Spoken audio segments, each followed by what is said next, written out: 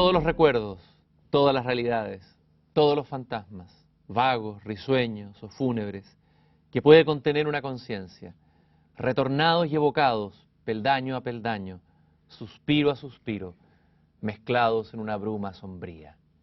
Es la existencia humana saliendo del enigma de la cuna para desembocar en el enigma del sepulcro.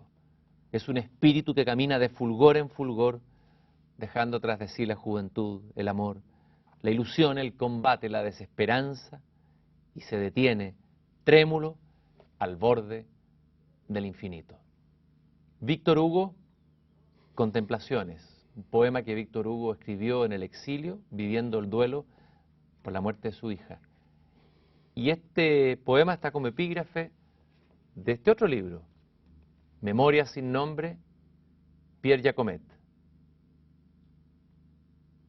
Un hombre que ha dedicado una parte importante de su vida a mostrar a otros y a compartir como un maître de una alta cocina, de un buen restaurante, de un gran hotel, los libros. Pierre Jacomet, gracias por estar aquí conmigo en una belleza nueva. Es un honor estar acá. Un lujo para mí. El honor es para mí. Pero no sigamos con los piropos porque vamos a terminar como bueno, los pero si no nos echamos piropos entre amigos, ¿quién nos echa, ¿quién nos echa piropos? ¿Qué es lo que es la amistad para ti, Pierre? Bueno, es la forma más linda de amor. Creo que es la forma más sencilla de explicarlo, ¿no? Aristóteles dice que sin amistad la vida no tendría sentido. Y creo que hay dichos más lindos. Epicuro se le atribuye a Aristóteles, perdón, decir que habría dicho al final de sus días, amigos no hay amigos. Amigos no hay amigos, así es. Amigos no hay amigos. ¿Qué piensas de esa frase? Una frase? frase terrible, ¿no? No sé en qué estaría pensando, porque generalmente son raras las amistades en que no hay algo de por medio, ¿entiendes? Que no hay una... El amor es complejo porque es... El amor entre los hombre y mujer es complejo porque se complica de cosas, ¿no? Pero la amistad no, la amistad es total, es la que tiene Montaigne por Etienne de la Boétie. Es lo que dice Epicuro, que la vida es un dormir profundo y los amigos nos despiertan a la dicha. Esa es una muy linda frase. Y bueno, es la amistad, es decir, es la forma más linda de comunicación entre los seres humanos. De alguna manera tengo la impresión que los libros para ti y los autores se convierten en amigos, y tú de alguna manera, en varios libros que has publicado sobre libros, Un viaje por mi biblioteca, este es el primero que ha tenido varias ediciones, un libro bien interesante y bien particular, donde de alguna manera tú le devuelves el poder a los lectores, es decir, escribes un libro para guiar a todos aquellos que preguntan por dónde empezar, qué hacer, qué libros leer en la inmensa biblioteca del mundo, y te colocas no como un especialista, no como una especie de crítico literario intimidante o un gran profesor de literatura, como ocurre muchas veces, pero como un gran lector y un lector igual a otros lectores que quiere compartir con él unos amigos. Esa era la idea, ¿no? Y está también 100 autoras y autores de hoy, editado por Andrés Bello hace unos años atrás. Has seguido escribiendo y has seguido en tu retiro de Reñaca, junto al Océano Pacífico, leyendo libros. Y he seguido aprendiendo a escribir, digamos, porque básicamente de escribir estoy aprendiendo. Soy un aprendiz. Un aprendiz, un amateur, te defines también. A ver, ¿cuál es la diferencia? ¿Cuál es el lugar específico de donde tú hablas como guía del libro? Del que goza con los libros, no del que los estudia. Es decir, del que conversa con los libros. No todo el mundo conversa con los libros. Es decir, para mí leer a, digamos, Epícteto es hablar con un contemporáneo. Y conversar con él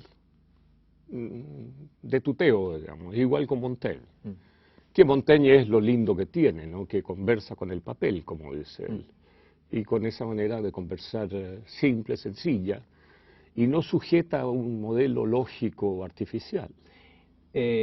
Cuando se habla de libros, mucha gente siente una intimidación, ya sea porque aprendió mal, no aprendió bien a leer, no tiene el gusto, siente la culpa que no puede leer. ¿Qué es un libro? Si hubiera que buscar una imagen que lo definiera mejor, ¿qué es un libro? Dijimos que era un amigo, eso de una manera, ¿qué es? Es un navío en que uno viaja. Uno viaja en el tiempo y en el espacio. Porque yo tengo, digamos que este universo es el universo en el que vivimos, un universo sub-0. El autor me pone en un universo sub-1, es decir, me transporta de mi universo al suyo. Y si es muy bueno, como por ejemplo Thomas Mann en La montaña mágica, termino viviendo en el sanatorio y añorando ese sanatorio y ese aire de esa zona, y incluso añorando la tuberculosis, digamos.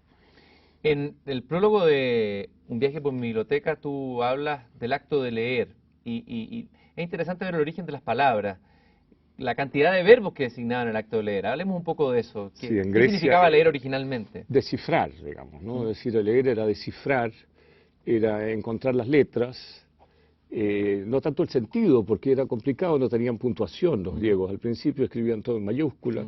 Entonces había que ir descifrando qué querían decir, cuáles eran las palabras, ¿no? No tenemos idea ahora exactamente de lo que querían decir. Y para ellos la lectura era un reconocimiento, de ellos el verbo era anagnosis, la anagnosis, es decir, el reconocimiento de algo. No era conocer, sino reconocer. Algo pasa en el paso de una cultura o de una civilización a otra. En el mundo de Israel, por ejemplo, lo oral era muy importante, tú lo dices, lo auditivo, ¿no? Por supuesto. Y de pronto nos pasamos a lo visual. Así y el es. mundo cristiano viene con lo visual. ¿Qué es lo que pasó ahí? Y de ahí viene después el libro, lo que se ve, lo que yo... Bueno, claro, ahí en ese momento que cuando Gregorio el Grande decía que las estatuas, las imágenes eran los libros de los analfabetos, la imagen es mucho más, digamos, manipuladora que la palabra, o que lo oral. Digamos. Es decir, el tipo a través de la imagen puede inventar, no inventa su mundo, es decir, ve la imagen y se somete a la imagen. En lo oral no. Yo creo que ahí hay una caída, digamos, ¿no? ¿Una pérdida de la civilización? Una pérdida, encuentro yo, una pérdida. ¿Qué perdemos con lo oral? ¿Qué perdimos con la oralidad? La libertad, diría en cierto modo, a un gran grado de libertad. Es decir, nos han fijado la mente, lo visual nos entrega las cosas masticadas, tanto que lo oral nos permite elaborarlo, la lectura nos permite inventar el mundo, imaginarlo como nosotros queremos, a través de la óptica del autor o a través de la nuestra, porque el autor solo escribe la mitad del libro, la otra mitad la escribe el lector. Baudelaire decía, al referirse al lector, decía, tú, hipócrita lector, mi semejante, mi hermano. Está bien, claro, porque hay una imagen muy linda, no me acuerdo de quién era, creo que es de Valéry, que dice que él es el arco y la caja de resonancia es el lector.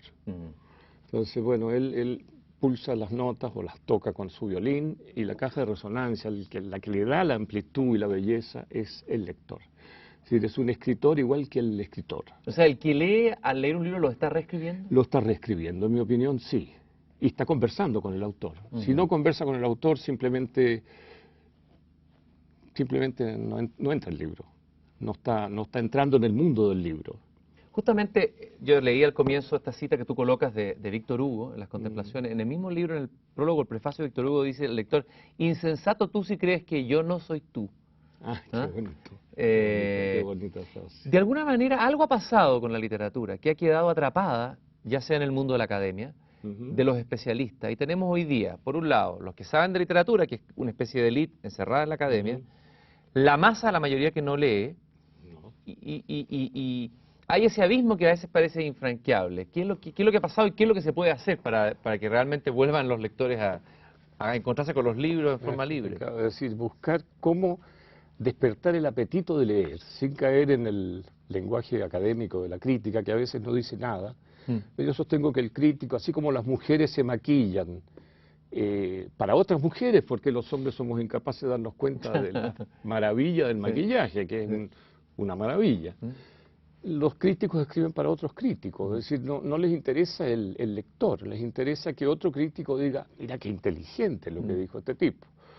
Leer a Platón es fácil, leer los comentarios de Platón cada vez más difícil, porque a falta de conocimiento, en realidad, se va refugiando el académico en una barrera de lenguaje hermético, y por último no transmite nada que sea comprensible para la gente común. ¿De dónde viene este triunfo de lo académico, de lo teórico, este poder que han adquirido los intermediarios por sobre los lectores? Supongo que viene ya de la escolástica, de todo eso, ¿no? Que al principio tenían el monopolio de la lectura.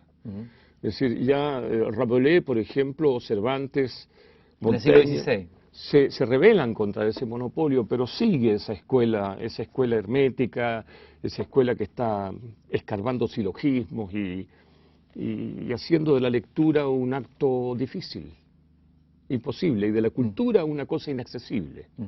Ahora, tú en este libro recomiendas, por ejemplo, le sugieres al lector, en lo posible, evita leer comentarios de críticos o literatos antes de empezar un libro.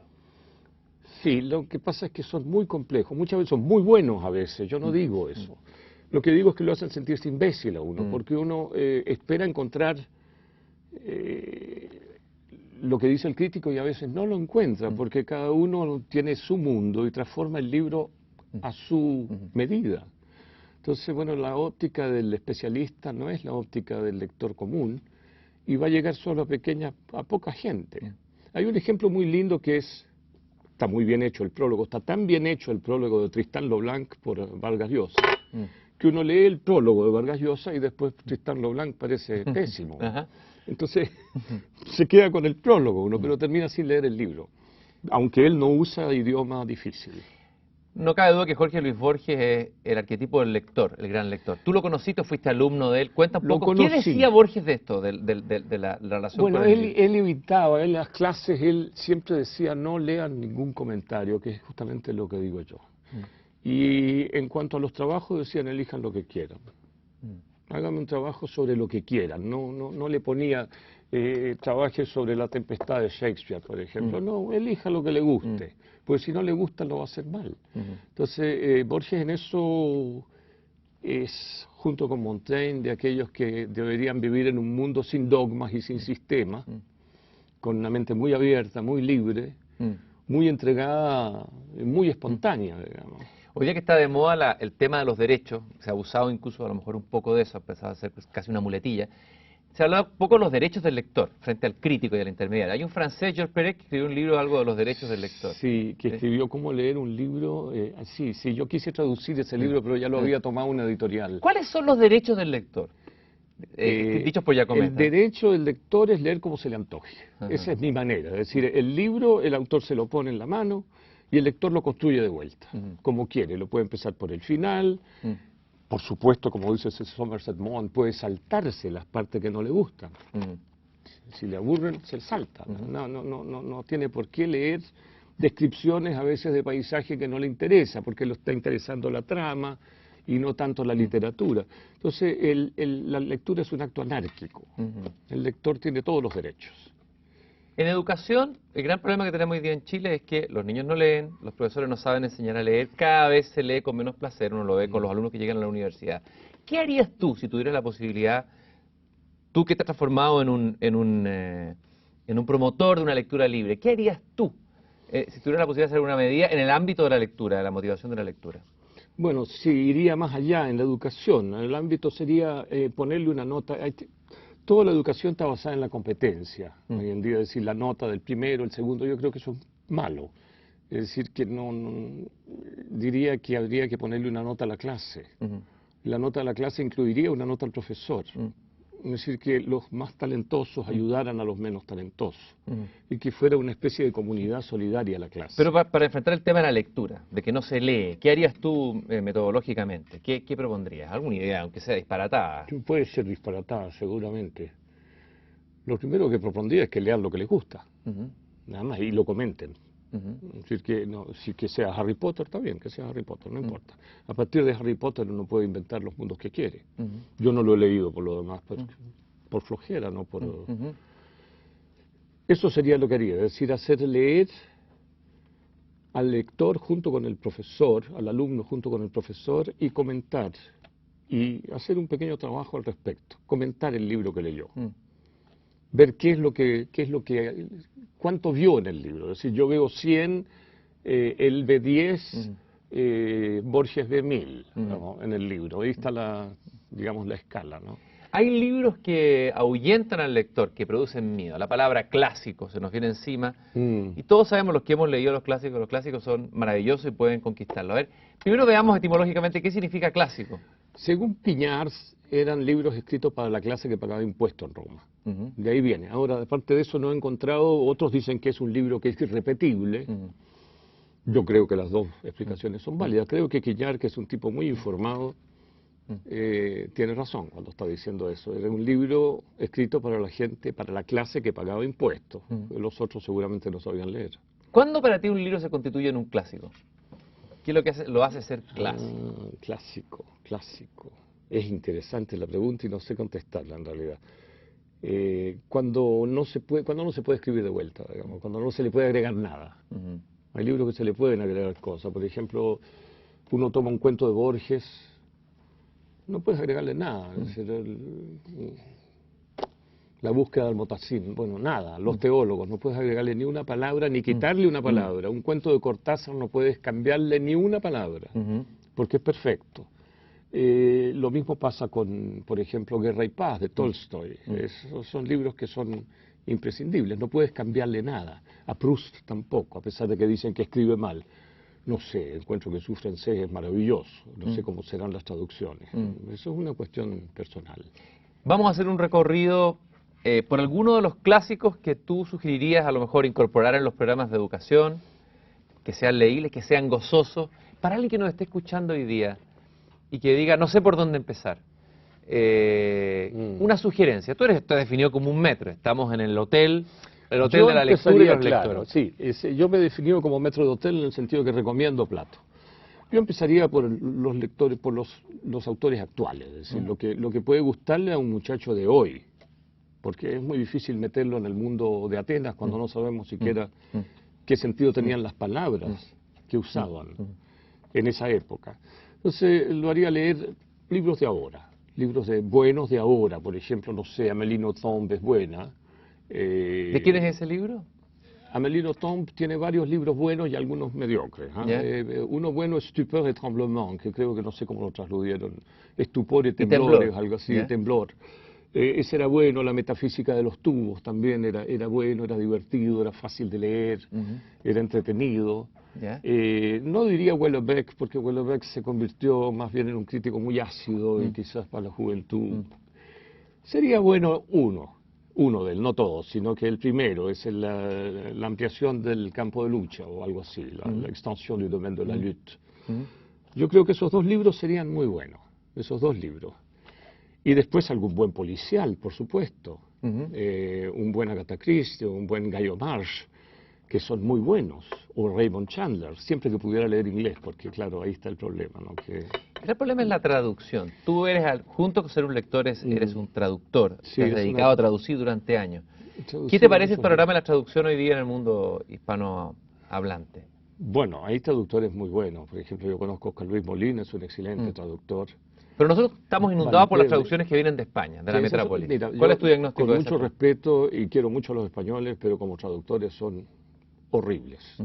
Ellos quieren imponernos el madrileño, y probablemente el madrileño de un barrio de Madrid, es decir, las gilipollas, los leotardos, estoy al cabo de la calle, y todas estas cosas que en realidad somos 600 millones que hablamos castellano, ellos son probablemente 10 millones en Madrid.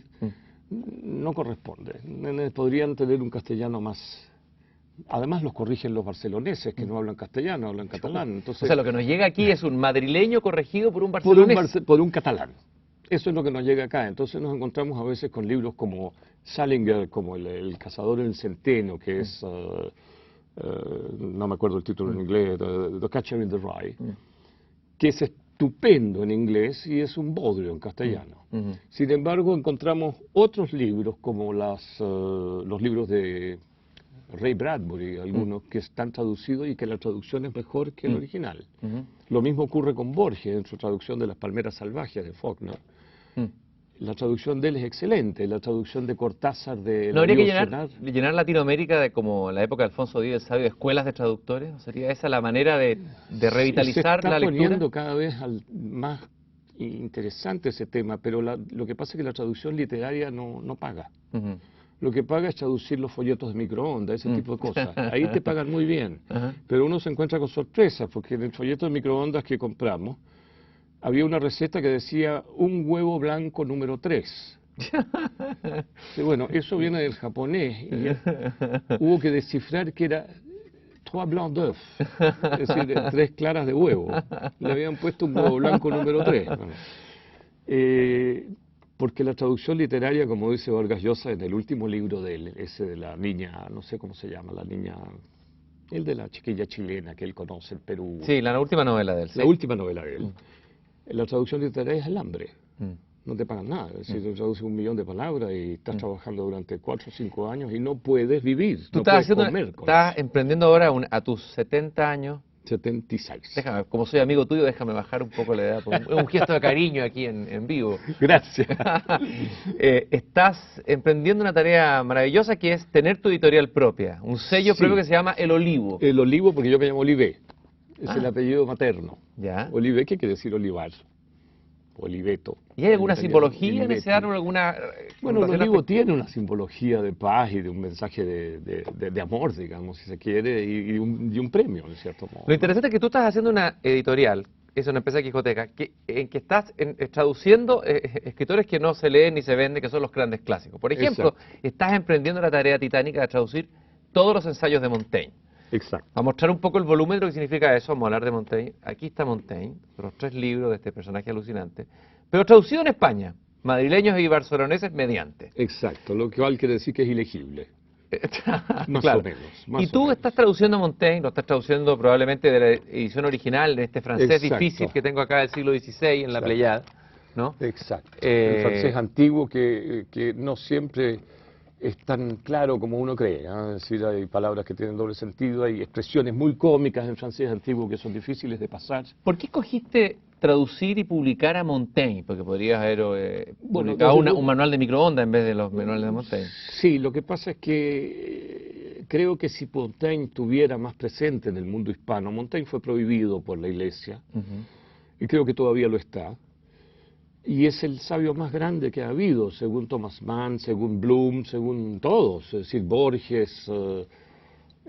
Bueno, Harold Bloom dice, el teatro es de Shakespeare, la épica es de Homero y el ensayo es de Montaigne. Es de Lo Montaigne, coloca en ese claro. nivel. Ese es el nivel, ese es el nivel. Y como dice Borges, ya no digo amistad, digo Montaigne. Ah, qué bonito. Claro, ese es muy lindo, creo que lo tengo acá eso. Bueno, tú dijiste que Montaigne partió escribiendo el libro a partir de una amistad. Bueno, partió, mira, esta es la frase de Borges, dice lo siguiente: nunca he dejado de estar en Francia, Ujú. y estaré en Francia cuando en alguna parte de Buenos Aires la beneficiosa muerte me llame. No diré la noche y la luna, sino Verlaine. No diré cosmogonía, sino el nombre de Hugo, ni tampoco amistad, sino Montaigne. Qué hermoso, qué bonito eso. Qué bonito, ¿eh? A ver, yo me leí el prólogo todavía en que tú vas mostrando el mundo de Montaigne. Quiero que nos acerques, como buen maître que eres, acerques a tu amigo. Vamos a mostrar el rostro acá. Este personaje que ya prácticamente no se lee, Michel de Montaigne, Monsieur Michel de Montaigne, el señor Michel de Montaigne. ¿Quién era Michel de Montaigne? ¿Dónde vivía? Rápidamente trata de traernos ese mundo.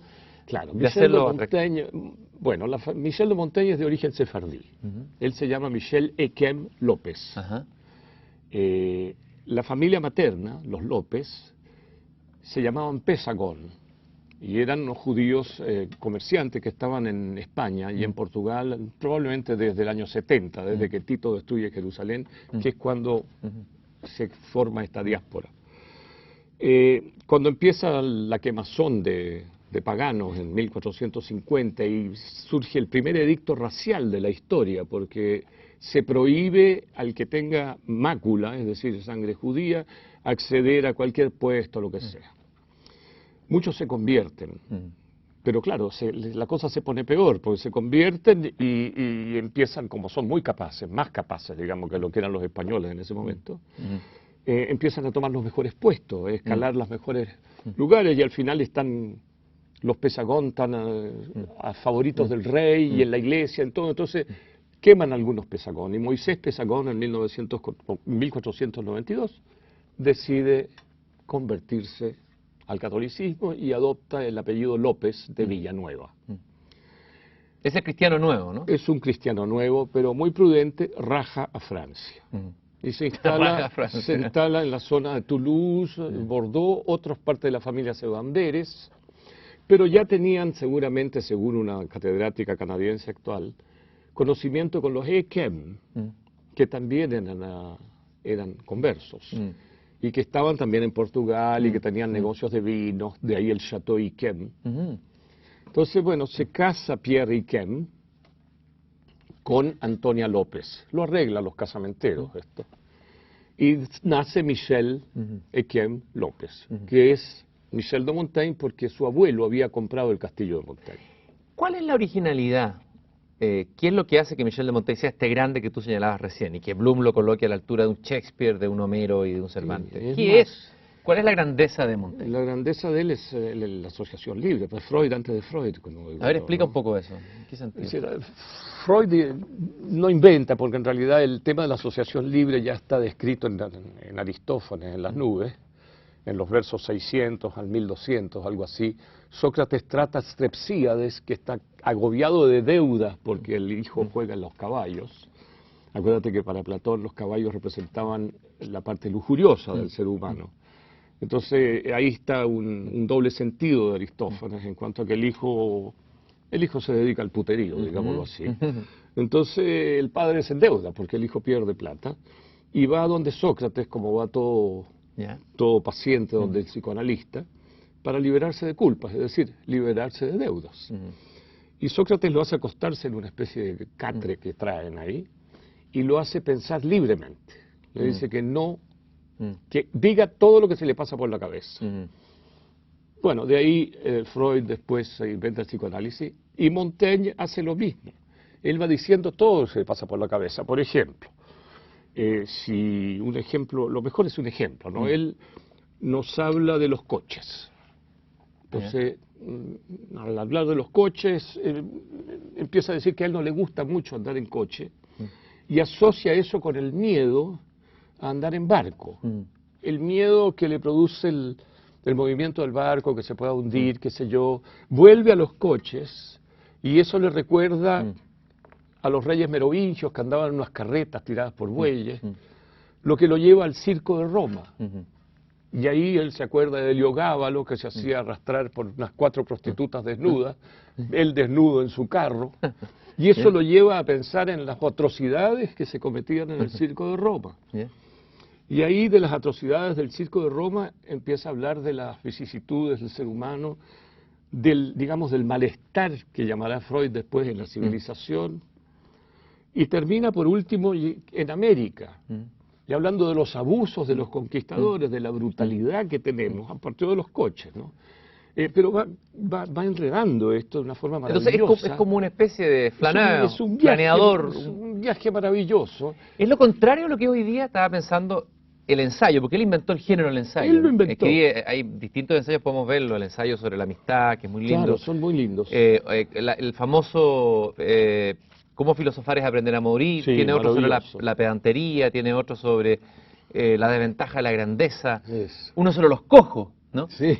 Ahora, si yo coloco el ensayo que lo inventó Montaigne, esta manera de escribir, al lado de lo que hoy día el paper académico, el ensayo académico, hay una diferencia. A ver, ¿qué es lo que pasa ahí? Eso es lo interesante. Claro, la diferencia entre una inteligencia y la imbecilidad, digamos. Es bien sencillo. Claro. Es decir, un gallo que se reposa en el lenguaje y en un plan, y va trabajando en línea recta, planteando una pregunta, contestándola, planteando otra, para armar un edificio que no tiene mucho valor. Él no. Montaigne va pensando libremente, porque esto de los coches, por último, termina en América y termina comparando los coches con los medios de transporte del Inca. Bueno, mira, es decir... Y hoy día, para escribir un paper en el mundo académico hay que llenar de citas y colocar referencias. Claro, en cambio, exacto. Montaigne... ¿Qué hace con las citas? ¿Cómo él es como lector? Es muy interesante, porque él va pensando y tiene su librería, como le llama él, que es redonda. Él está en una torre, entonces está apoyado en la única pared plana. Acuérdate que en esa época no existían las sillas era un lujo. En la época de Montaigne. Era un lujo. Él tenía, por supuesto, era un hombre rico, tenía un sillón. Y ahí veía sus 1000 libros. Entonces yo sospecho que él miraba un título y sabía más o menos lo que había dentro del libro y esto le generaba ciertas ideas que él empezaba a notar. Entonces, de repente sacaba el libro y ponía la cita directamente en griego o en latín y seguía asociando con relación a esa cita hasta llegar a otra. Pero no ponía citas abajo. Ahora, yo en mi traducción he traducido las citas, porque te para el lector eso. Porque hoy en día nadie habla griego y nadie lee latín, casi nadie. Entonces las he puesto en castellano. La gracia es que Montaigne puede estar citando a Plutarco, incorpora los clásicos, pero nunca hay pedantería. Hay No, como una no. sencillez, como una... Es muy sencillo, no es pedante como que en estuviera absoluto. hablando en voz alta, más que escribiendo el libro, como que lo estuviera diciendo. Él dice que él le habla al papel como a una persona, pero que el estudio es el de él mismo, es decir, él se mira a sí mismo y empieza a ver primero con cierto temor en el primer libro, pero a medida que se va zambullendo en esto, ya al último termina siendo tremendamente sincero. ¿Cuál es la visión del hombre que tiene Montaigne? ¿Qué es el hombre para Montaigne? Bueno, para Montaigne yo diría que es un poco la visión que yo tengo, ¿no? Es decir, que es una forma de la naturaleza. Él dice que somos naturaleza, nos compara con los animales en ventaja para los animales, digamos. Dice que hemos perdido muchas cosas con la razón. Da muchos ejemplos muy buenos acerca de los animales.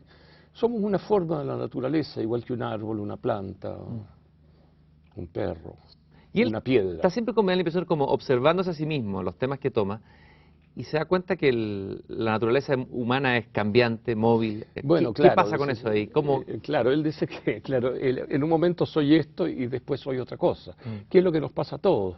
Entonces, el hecho de estar representando un personaje, que es lo que hacemos habitualmente, nos confunde, porque uno no puede confundir el personaje con lo que uno es.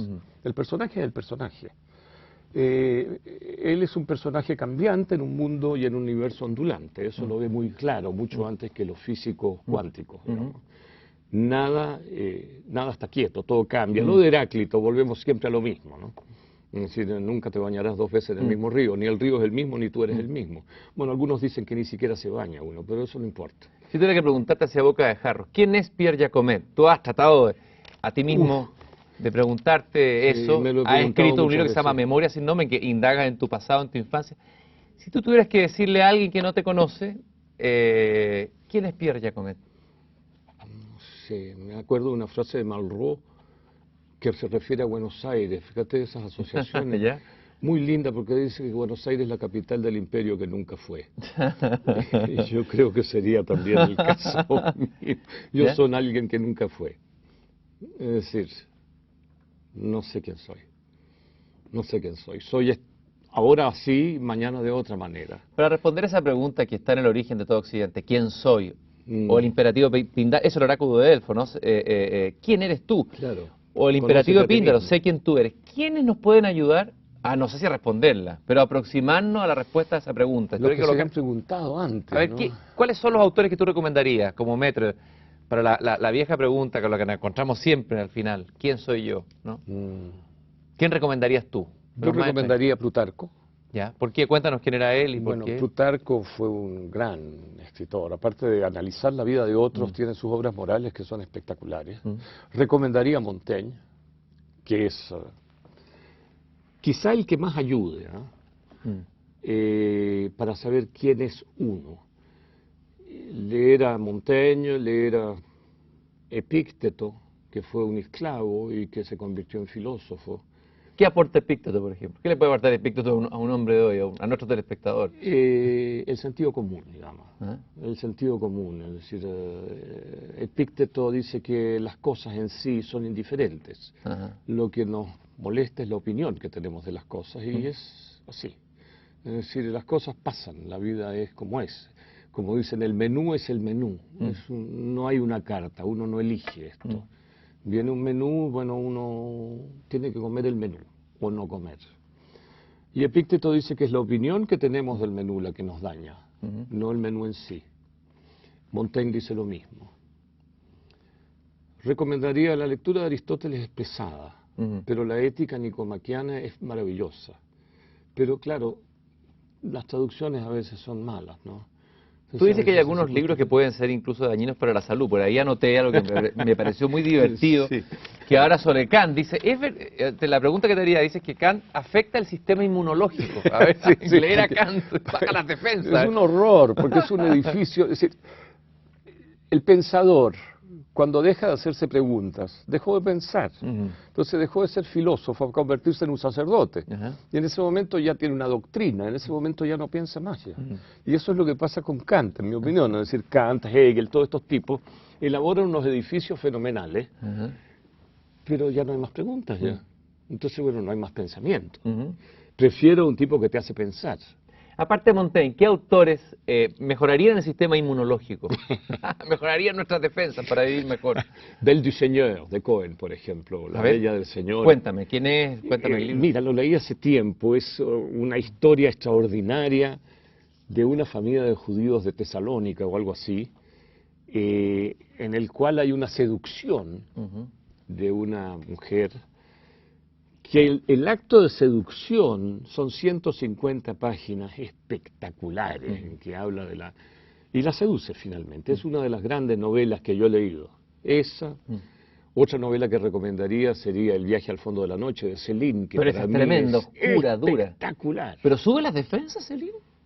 Yo creo que sí, porque te muestra las cosas como son, en cierto modo. Es decir, si no dan el frente o el fuego, son novelas que son antibélicas. Barbusse y Remarque, digamos, son muy buenos, pero creo que Céline se los come, en el sentido de ese libro tremendo que tiene, porque es tremendo, Le Voyage au bout de la nuit. Otro libro bueno, David Copperfield, por ejemplo, creo que son novelas que uno tiene que leer. Dickens, Cumbres borrascosas, novelas buenas. Madame Bovary.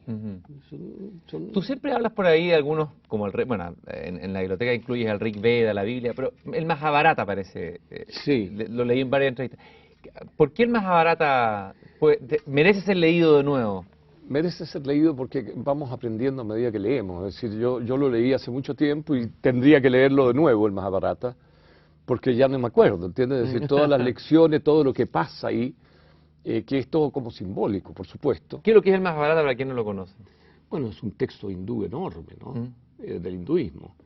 Es la base, es como la Biblia de ellos, ¿no? Es como la Biblia, es la lucha entre dos, ya no me acuerdo los nombres de los tipos, pero entre dos clanes todo el tiempo y brujerías y animales que hablan y los monos que participan en la pelea. Hoy en día leía en el New York Times que hay un mono que ya está moviendo con el pensamiento palancas ya. No sé si leíste la noticia. No. Sí. ¿Ya? La nueva, esa es la nueva. Nos preguntaban qué pensaba, mandé una carta diciendo que lo encontraba muy peligroso, ¿no? Si ya se puede mover a distancia las cosas con un chip. Me impresionó en tus memorias sin nombre, en el recuerdo de la juventud, bueno, primero algunas citas que las vamos a comentar. Dices tú por ahí en la página 43, yo veía y entendía cosas, pero mi mente me decía otras. Anulaba mi percepción inmediata, ¿no? Sí, sí. Hablas de una especie de pacto con Satán cuando tuviste cuando joven. Sí, correcto. Y después describes momentos de mucha infelicidad, pero sin embargo hablas de que los libros se constituyeron para ti quizás la única fuente de dicha en medio de un mundo infeliz. A ver, hablemos un poco de ti mismo, de esa memoria de tu pasado. Es difícil porque yo no soy Montaigne, pero ¿sí? no me cuesta tan poco como a él, o por lo menos. ¿Y de qué manera los libros vinieron al rescate tuyo? Te salvaron, para decirlo así en forma Sí, simple. ¿Y yo por diría qué y que cómo? sí. A ver. Bueno, porque me salí de este mundo que no me gustaba mucho y me interné, por ejemplo, para empezar en el mundo de Robinson Crusoe, que lo encontré maravilloso. Esa soledad, eso no depender de nadie, ser autosuficiente, estar en una isla solo, me parecía un panorama maravilloso. Es decir, eso yo tenía 7 años, algo así, 8 años. Y de ahí siguió todos los libros típicos, ¿no? La Atlántida de Pierre Benoit, Ayesha de Rider Haggard. Pero tú, ¿de qué huías? ¿Cuál era el mundo del cual te sacaban La los situación libros? en mi casa era muy compleja, es decir, con la enfermedad que tenemos no vale la pena mencionarlo eso, pero mi madre sufría mucho y tenía, digamos, episodios muy difíciles de absorber por un niño. No era culpa de ella, era un problema orgánico, no era un problema de psicosis, sino un problema orgánico de tumores que secretaban una cantidad de productos químicos que inundaban su cerebro y alteraban, por supuesto, sus funciones mentales. Eso se ha reforzado recién ahora. Pero a ella la trataban muy mal, le daban anfetaminas durante el día y luminal en la noche, es decir, era un balanceo químico espantoso. Tú has tenido que convivir con una enfermedad familiar, has escrito sobre una enfermedad, pero me gustaría hablar de forma más general. También creo que Montaigne habla de las enfermedades y otros autores, bueno, Rousseau, por ejemplo. ¿Qué papel, a ver, qué has aprendido de las enfermedades? ¿Y qué te han aprendido autores o libros? Bueno, la enfermedad, no sé cómo decirlo, hay una parte del organismo que protesta, se enferma. No sé si se enferma el animal en su medio natural, no sé, creo que no, creo que simplemente se muere, pero no creo que se enferme. O sea, el hombre solo se enferma. El hombre digamos, fuera de su hábitat, porque estamos fuera de nuestro hábitat. No nacimos para estar en estas ciudades, ni andar en auto, ni nada nuestro forma parte de eso. Entonces estamos tan neurotizados como los animales en el zoológico. Tú ves que los monos están bien en su medio natural, pero los llevas al zoológico y automáticamente empiezan las agresiones, empiezan las neurosis, los abusos, el pandilleo, etcétera, que es lo mismo que nosotros. Y creo que la enfermedad viene a ser como una especie de llamada de alerta. Es probable que te cambie para bien. Es una enfermedad que no tiene cura, como la mía. Si es una gripe, bueno, nada. La gripe es para que te estés en cama y te den sopita y te regaloneen. ¿Hay algún autor, algún libro que recuerdes, o novela, o poesía, filosofía, que hable sobre la Vagamente enfermedad? Bernhardt, ¿no? ¿Thomas Bernhardt? Sí, vagamente. No, bueno, Dostoyevsky siempre es un tipo muy enfermo, ¿no? Pero no sé cómo decirte uno que sea ejemplo de neurosis, aparte de leer a Freud. Pero, Tú podrías decir que eres un enfermo de literatura, eso sí que lo eres, ¿no? sí, eso sí, eso sí. Bueno, hay gente que lee por entretenerse, yo lo encuentro magnífico. Hay gente que lee para instruirse, que también me parece muy bueno. Y hay gente que lee porque no puede no leer. Es decir, yo puedo leer itinerarios de ferrocarriles, digamos. Bueno, en Chile no hay ya ferrocarriles, pero no importa. Es decir, el Los del que sur hay se los han robado ya. Se los robaron junto con las comas. ¿Sí? Pero da lo mismo, uno toma cualquier libro y lo lee. La guía de teléfono es como muy aburrido, pero los diccionarios son, por ejemplo, maravillosos. A mí me encanta ¿Qué leer diccionario recomendarías tener que sea gozoso de recorrer? Bueno, ahora están todos en Internet, que eso es lo más lindo, lo maravilloso de ahora es Internet. Pero el diccionario de la Real Academia es bueno, digamos, se puede entretener mucho leyendo uno y aprender palabras que no sabe, qué sé yo, no para usarlas pedantemente, pero porque es un mundo entero, ¿no? Diccionario, había un alemán que había inventado la idea de que solo se podía hablar alemán si uno lo sabía de memoria. Fíjate tú el pensamiento del tipo, ¿no? Uno tenía que saber de memoria el idioma, ¿te imaginas? Entonces yo compré su diccionario, que tenía 6 idiomas, y me lo aprendí de memoria.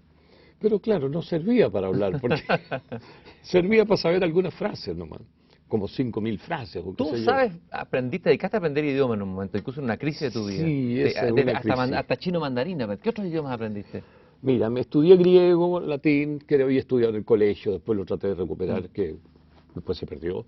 Estudié mandarín en New York, no quedó nada de eso. Estudié alemán, italiano, por supuesto hablo inglés, hablo castellano, hablo francés, hablo un italiano así medio cocoliche, el portugués se me olvidó, pero lo hablaba. Leía holandés y podía leer los idiomas nórdicos también, con dificultad, con diccionario.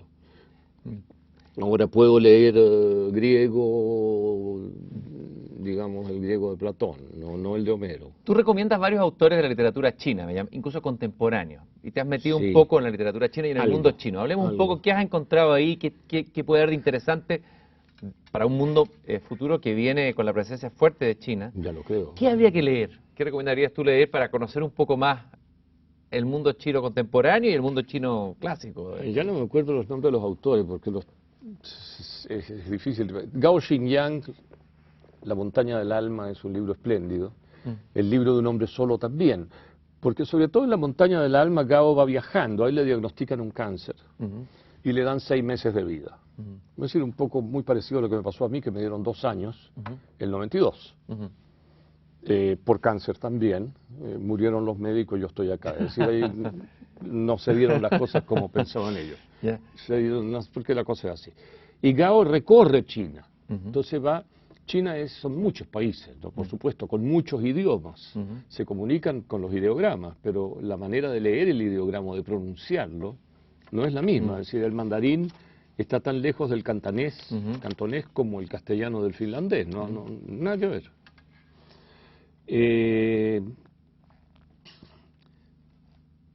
ese es un autor muy bueno. Después hay un libro muy lindo que se llama El vendedor de sangre, pero no recuerdo el autor. Es un libro chino. ¿Qué cuenta ese libro? ¿De qué narra?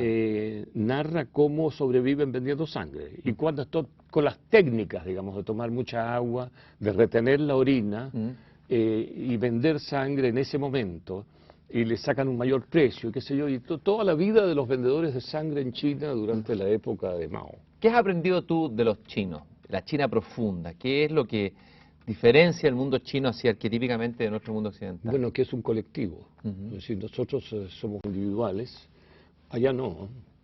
Están acostumbrados a hacer una autocracia, a decir una cosa muy, muy... No, parece loco que sean comunistas y al mismo tiempo economía de mercado, pero son capaces de hacerlo porque son mucho más inteligentes y tienen una cultura muy antigua. Ahora se ha descubierto que la escritura china es mucho más antigua que la egipcia, mucho más antigua. Y los chinos, no sé si que me han enseñado algo, lo que me han enseñado es que vuelven, que la historia va hacia el atardecer, que empieza en China. Antes pensaban que era Mesopotamia, pero no, ahora ya definitivamente se piensa ¿La historia comienza en China? que empieza en China y que va hacia donde el sol se pone, porque el hombre quiere rescatar al sol, no quiere perder la luz, la noche le aterra, igual que a todos los animales. Entonces todos los animales van hacia el atardecer. Frontón, el historiador latino, lo dice muy bien y Quiñar lo aprovecha muy bien. Y en ese camino hacia el atardecer las civilizaciones también lo hacen, van de China hacia Mesopotamia, las ciclas pasan por Grecia, Creta, Grecia, Roma, Europa, dan un gran salto a Estados Unidos, América y ahora un gran salto al Pacífico y vuelven a China. Se cumplió el año platónico que demoraba 12.400 años más o menos. Y ahora empieza de vuelta la cosa. El eterno retorno. El eterno retorno. Es decir, Pierre, hay un libro tuyo de ensayo que podría ser en la línea de Montaigne, Montaigne chileno, sí, que vive desde Reñaca, escribe esta lucidez del abismo. Me Sí. llama la atención el título, la lucidez, está claro, pero el abismo, desde la sensación de que de alguna manera vivimos parados sobre el abismo. Hablemos Sí, un vivimos poco de la por realidad eso. abismal del hombre. A ver, Era la idea de Pascal, ¿no? Que él veía siempre un abismo al lado. ¿Qué decía Pascal? A ver, cuenta esa historia. A ver. Es que no la sé muy bien. Sé que veía un abismo todo el tiempo él. Él veía un abismo. Ah, y colocaba una silla, parece que Me Pascal cuando parece que llegaba sí. a un lugar veía el abismo y pedía que le colocaran una silla al lado, no sé, Por al la lado duda, izquierdo, no se vaya a por el caer. vértigo. ¿Ah? Pero el vértigo es inevitable si uno toma en cuenta el abismo de la muerte. Porque la vida solo tiene sentido si uno se acuerda que se termina. Si uno no se acuerda que se termina, en la opinión que tenemos superficial, yo en mi opinión personal no se termina. Esa es una cosa muy personal. Ahora, El hay título- muchas versiones de cómo no se termina. Hay quienes creen en la resurrección, quienes creen en la reencarnación. No, sí. De todo lo que has leído tú, esto es importante lo que estamos hablando. Y yo estoy en esa búsqueda. A ver, pistas para aprender a morir, para usar la expresión de Montaigne, para aprender a aceptar la muerte también. De todo lo que has recogido De en tu todo lo viaje. que he recogido, fíjate, diría que la única manera de encontrarle un sentido a la vida es tener presente la muerte, que hay un cambio de estado. Es decir, que estamos acá en una cultura de apropiación y queremos apropiarnos incluso de cosas que no se pueden apropiar, uno como el tiempo. Queremos apropiarnos de todo, todo es apropiar, apropiarse, cumplir metas, llegar a ciertos objetivos. Pero no basta eso para vivir. Para vivir tiene que tener un sentido la vida. Y el sentido de la vida se encuentra cuando uno vive con la conciencia de la muerte, que va a cambiar de estado. Si yo pienso que somos, el universo es la naturaleza, que se manifiesta en distintas formas, es una energía básicamente. Es decir, los cuánticos, los físicos están buscando en las partículas, las subpartículas, y encuentran que no hay nada, es decir, la materia no existe. Entonces, podríamos decir que todo es energía, o espíritu, si quieres llamarle así, porque es más bonito llamarle espíritu que energía. La energía nunca se pierde, se transforma. El espíritu nunca se pierde, se transforma. Y creo que la naturaleza adopta distintas formas. Por ejemplo, planetas, soles, galaxias, perros, perejil, seres humanos. Y todo esto es así, somos expresiones de un mundo totalmente consciente. nos arrogamos el privilegio de ser la única conciencia, pero eso es totalmente primitivo, es muy infantil. Creo que Rudolf Steiner lo decía muy bien cuando decía que los minerales tienen la misma conciencia que los cadáveres, y que las flores tienen la conciencia como el sueño de los perros, y que los perros piensan como nosotros soñamos. Es decir, que todo tiene conciencia en distintos grados, como dice Teilhard, y que pasamos a otro estado al morir e integramos sin perder el yo, como dice muy bien Teilhard, creo que es el que más se acercó, a la conciencia total. Esa es mi manera de ver la muerte, como un paso a otro estado, no como un fin de la vida, sino que como una continuación. Salinger tiene un cuento muy bonito, no recuerdo el título. El autor del Guardián en el Centeno, ¿no? El autor del Guardián en el Centeno, que es un viaje en barco y es un chico que es un genio, tiene 6 años, y lo entrevistan, en fin, están en un barco porque lo han invitado a París a dar una conferencia. Y él habla con el personaje que encarna Salinger, que es un periodista. Entonces el periodista lo entrevista y el chico le dice que él fue un brahman que casi llega al nirvana, pero no pudo llegar por un desliz que cometió, que tuvo que ver con una mujer. Entonces el castigo fue reencarnarse nuevamente por un tiempo breve. Y mientras están en el barco, el chico se tira a la piscina sin agua y se muere. Impresionante. Entonces ahí él cumplió él ya es un alma vieja, ¿entiendes? Cumplió su ciclo de forma humana. Ya ahora va a otra forma, una forma distinta, a integrarse en la conciencia. Ya llega al nirvana, digamos, el nirvana es como una enorme conciencia, es como el mar con relación a una gota. La gota piensa que es individual hasta que de repente se da cuenta que es parte de una ola. La ola piensa ser individual y se muere porque revienta hasta que se da cuenta que forma parte del mar. Estamos llegando a los últimos minutos de esta conversación, de este diálogo, que se pasa rápido, del tiempo. Es un fuego que quema, decía. Yo soy ese fuego, ¿no? Decía Borges. El tiempo. Sí, el tiempo, and yet, cuando dice él, ¿no? El tiempo es un río que me ahoga, pero yo soy el río. Un tigre que me devora, pero yo soy el tigre. Y por desgracia soy Borges. ¿Cierto?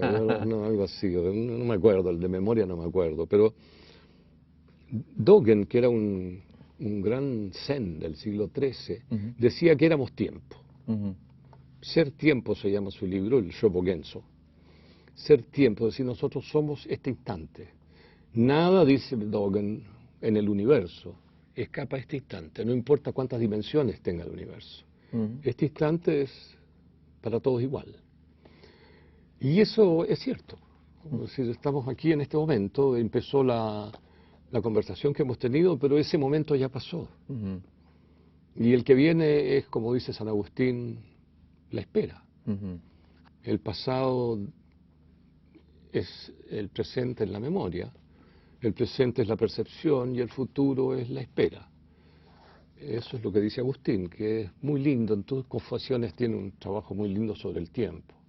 ¿Qué es lo que le vale ser un filósofo, ¿no? Y en este último minuto que nos queda, como los últimos minutos del condenado a muerte, hay alguien que ya tiene, no sé, sabe que está llegando al final de su vida, no ha leído nunca, no le han gustado los libros porque tuvo malos profesores de literatura, y de pronto se encuentra con este programa, se encuentra con esta conversación con Pierre Jacomet, ha escuchado algunos nombres, desesperado se da cuenta que es un ignorante, que no ha leído nada, y quiere aprovechar al máximo, igual que Jacomet encerrado en Reñaca leyendo y leyendo, y te pide un itinerario. Nos acaba de mandar un mail, nos dice, señor Jacomet, hágame un itinerario, hágamelo, porque yo ya no me lo puedo hacer, hágamelo, por favor. ¿Cuál sería ese itinerario de lectura para ese hombre en su caso?